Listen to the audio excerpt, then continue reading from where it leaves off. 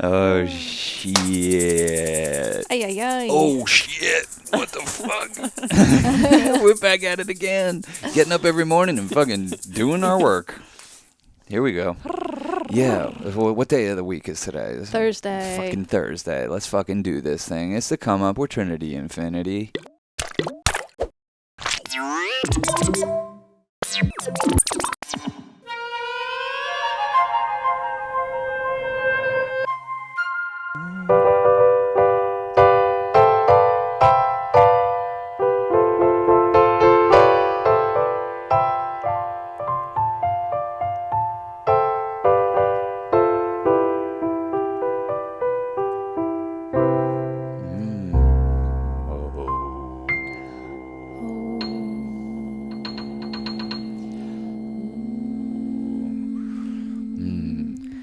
Tune up yourself. Tune yourself up. Get in tune. baby. Take the air. Put it through your voice box and tune yourself up. It's the Church of Chill. This is our little. It feels like when Mare's playing, like we're in like a psychedelic speakeasy, you know, like kind of loungy. I think we'd be a good lounge act. Yeah. I want to have a marijuana consumption site. Yeah. That I'm not have to be there every day, but when I am there, it is a marijuana consumption site. Yeah. But everywhere we go is a marijuana consumption site, and you know, I think because Mare's had a point about this. She was like, "We wouldn't go to those places," and I'm like, "Yeah, probably not." You know, so I don't know if we should necessarily have one as much as if you're around us, you can smoke weed. Yeah, and I try and smoke weed wherever I go, just as part of my artistry, you know. Yeah. Yeah, and Neil was in town the other day. Tough. Shout out to Neil. He was in town. Shout out to Neil. We were just Neil walking Gray. the streets and Rainbow fucking boy. smoking J's, walking the streets, and he's like, "Is this cool, man? Is that allowed?" Or because there was cops, because we were just right outside a police station, and I Yeah. was like, "Oh yeah, I didn't even think about it. Totally. This is kind of how I've always been, but now Yeah. that it's legal, it's I like, know, I've don't always give a been like fuck." that too. I know it's because of my white woman privilege. That's the only reason I've been like that, but I have.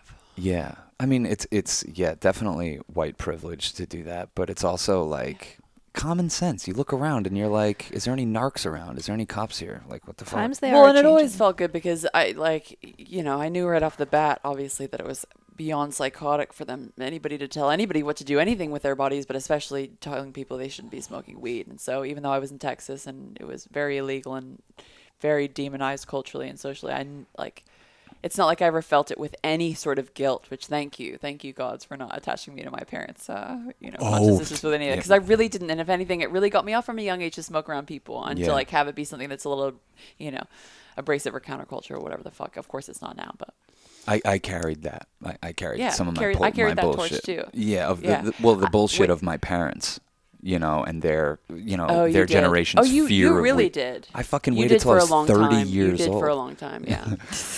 You did. My mom always said, I'd rather you smoke weed than cigarettes. I think, if anything, she was a little disappointed that I wasn't, like, cool enough to be, like, smoking weed all the time. You know, she's like, you're Yeah, young, you have had fun. different problems, yeah.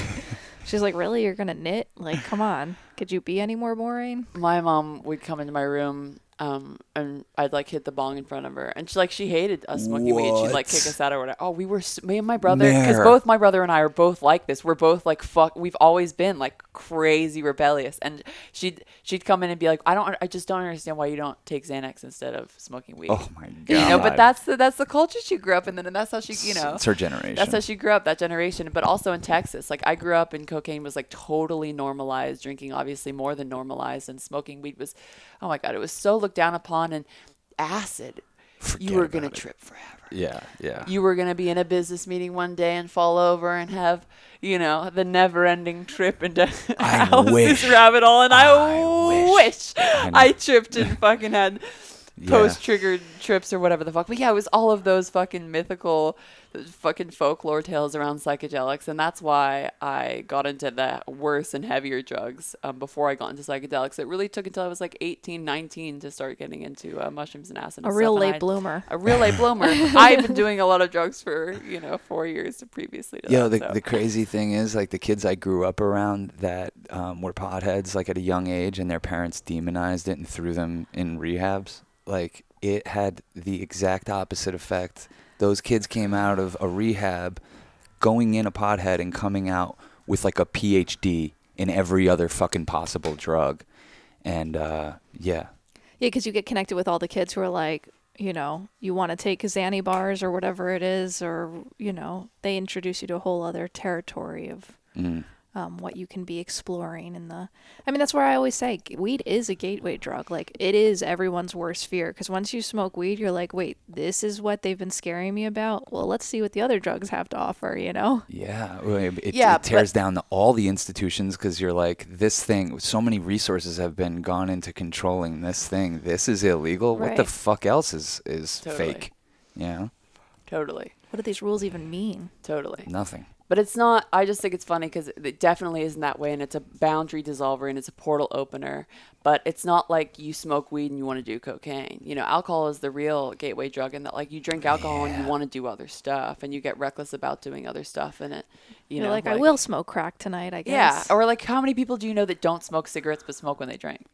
Oh my God. And then so that turns many into people. an actual regular I know a lot of habit. people like that with Coke too. Like, I don't do Coke except every weekend or whatever.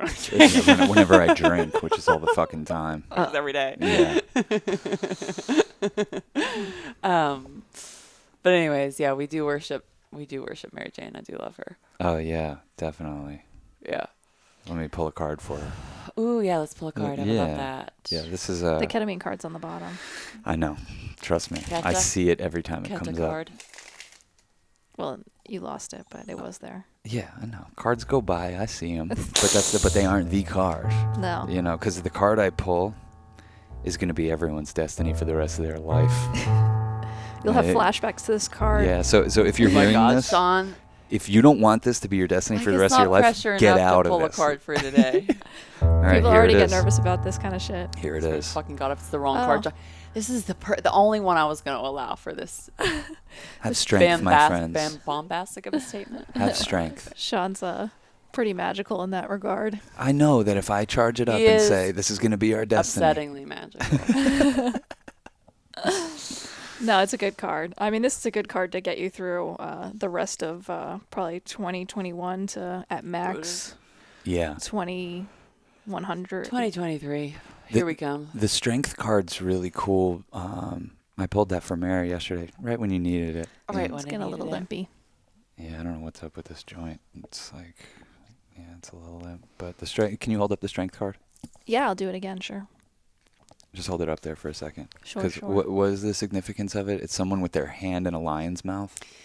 Yeah, it's a woman, a feminine energy, essentially taming the beast and talking about sort of the inner beast and being able, not just to tame it, not in sort of like a controlling way, but to be able to use it and harness it.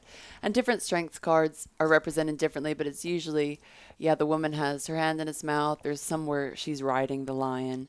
And so it obviously brings in Leo energy as well. But yeah, I see it as And the sun. having the emotional strength to be able to harness, you know, the immense amount of creative energies that are asking to be channeled in this lifetime, Yeah. moment to moment. You know what's a powerful reminder that like pretty much anyone hearing this that's living through this time, it could work for anyone. It works for me anytime I need a dopamine release. It's just like realizing we're living in the fucking most chaotic situation you could possibly imagine, and it's probably going to get crazier and crazier.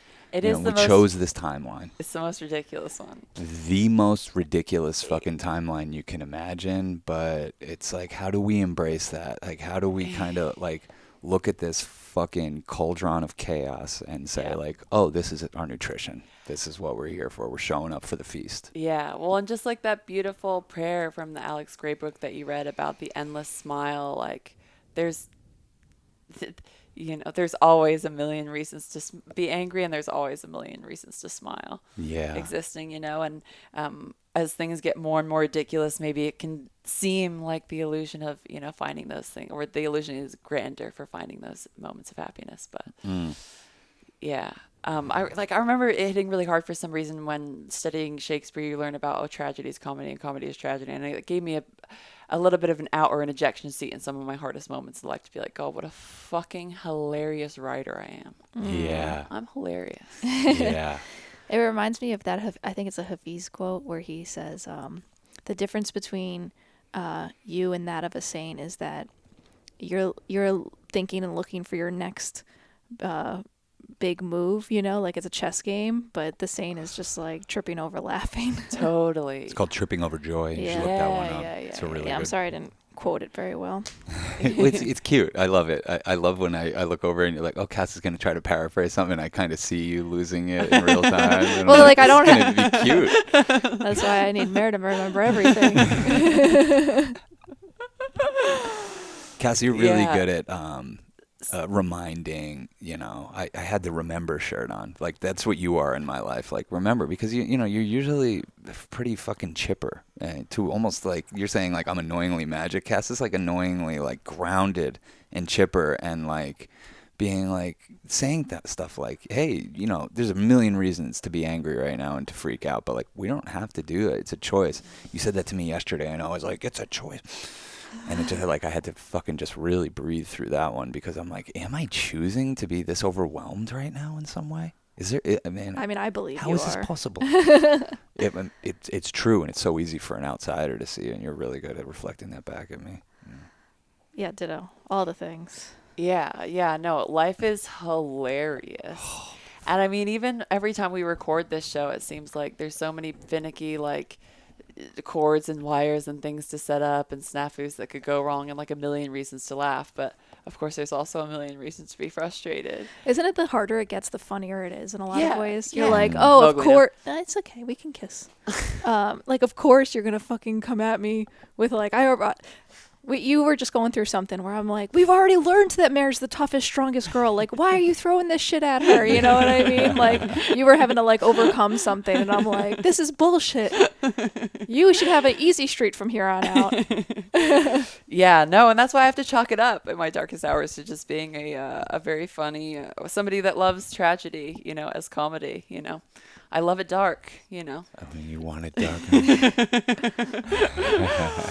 because it's funnier, and I guess it is. You know, and I think the more that you can get into the hilarity of it all, the more that it forces you into the letting go of it all and understanding like how much more in control of it you actually are when you feel out of control, because it is what you chose, and you're only dealt, just like you said, whatever you can handle. And we forget sometimes what we can handle, Yeah. you know, and that's when we get overwhelmed and spun out, as you start feeling like you can't handle it. Yeah. Or you're just going to have to keep handling for me, things. Yeah, and for me, yeah, no, that's been the Saturn return so intensely, like, just, can I handle it? Can you handle Yeah. it? You know? Well- And then I come around to laughing at myself even asking that question. Like, what a fucking joke. How could I ever doubt myself handling shit, handle you know? it? Like, Yeah. I am the handle. Like,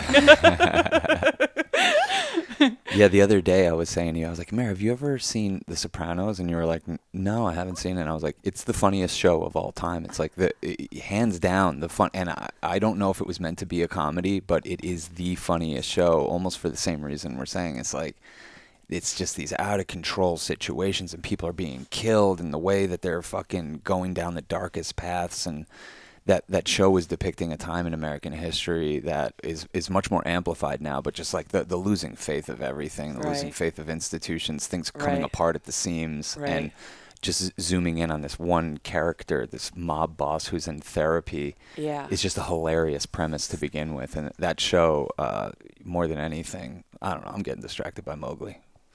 I don't know what the fuck I'm talking about.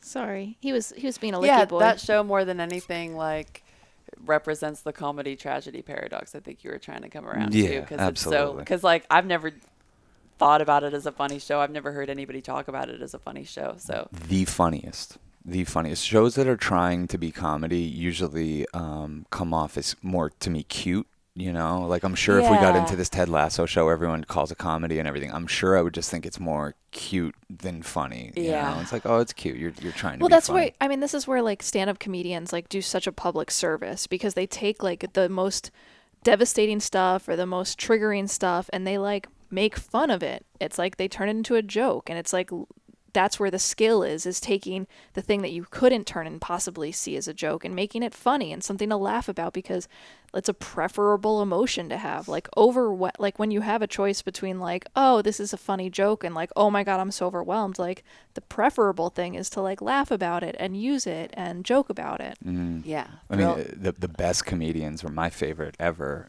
George Carlin, really, you'd probably leave watching one of his specials or going to one of his shows. Like my parents were able to go see him live. You'd probably leave there just like with tears of laughter and a little fucking bit angry and more annoyed and a little bit more aware of, the systems we're all trapped in. A wake-up call. A big wake-up call. Yeah, because just making fun of something doesn't mean you don't care. It doesn't mean you're not going to. It's like you're actually you have a stronger position when you can like see the joy in something and act from a place of like inner peace and calm and confidence. Because if you're like, oh my God, I'm so overwhelmed, like your body just gets small and you feel like facing everything's like too big a task. And when you're like, oh, this is a cosmic joke and I'm asked to like show up, you can have a little more wisdom and strength about it. That pull towards constriction and comfort is it's a false one. Like, it feels like an easy fucking go-to, but it's a false one. It's constricting. I think about that enticement as the devil on earth, like Lord of the Gates of Matter, this like always tempting you into what's comfortable, which tends to be like these physical indulgences, right? That we're here to do. And also, obviously, he has all of us with the fear of death because it's much more comfortable to be alive because we don't know what the unknown is. And so it creates that huge attachment to the flesh realm and to all of its accoutrements. Oh yeah, we were talking. Accoutrement. We were talking about that yesterday too, about how like it's easier to want to die because then you're like not attached to this. When you're in a place where you're like, I don't even know if I want to live. It's like when you want to live and you want to be here, all of a sudden you're like having to interface with all the clingings and well then you have this, your higher self is going to get you to try and learn karma about attachment. The more that you have those things. Yeah. And that's why a lot of times I actually think Jessa Reed's theory on manifestation with fear is really good, where a lot of the times when we're thinking about like, oh, you're manifesting what you're thinking of, so you really need to like control what you're thinking of and not think of the bad stuff. And that's kind of a good technique sometimes, but sometimes when you have a lot of fear about a certain outcome in a situation, it can be really helpful for you to run all the way into it as fast as you can and really play out that situation in all of its worst manifestations and get to a place where you can laugh at it and get to a place where you are experiencing it, and so you don't have as much attachment to it. Yeah. Yeah. In and through, as they say. Yeah, totally. Going in and through things. And I think a lot of times when I come up against huge fears, that's the technique that I choose. Is I'm like, let's play it out. Yeah. Like, all right. Yeah, it's a dichotomy of like worrying about things, but then realizing like no matter what, it's like it's okay. Like that's like my religion. Like it's my faith. It's okay. Yeah. And so it's interesting to want certain things, but realize like if these things that I want don't happen, it's all good. It's okay. Yeah, totally. And that you want them to get you to somewhere else. But that power, that trust fall with the universe continually to be like, I guess there is no detour. We could do a whole podcast about that. Yeah. There are no detours, y'all. Cool. Well, it's been a fucking pleasure. Thanks, Mowgli, for joining us. Yeah, Mowgli really wanted to be in this Thursday episode. That's where he came to life. Are you stoned? Out of his mind. He's out of his fucking mind. Shripped. He's shripped up from the tits up. Riding the tube. Tubular. We'll see you Friday. Freaky Friday. We'll see you on Freaky Friday, y'all. Fetish Friday. Yeah. Oh. I guess tomorrow will be. All right. See you tomorrow, y'all.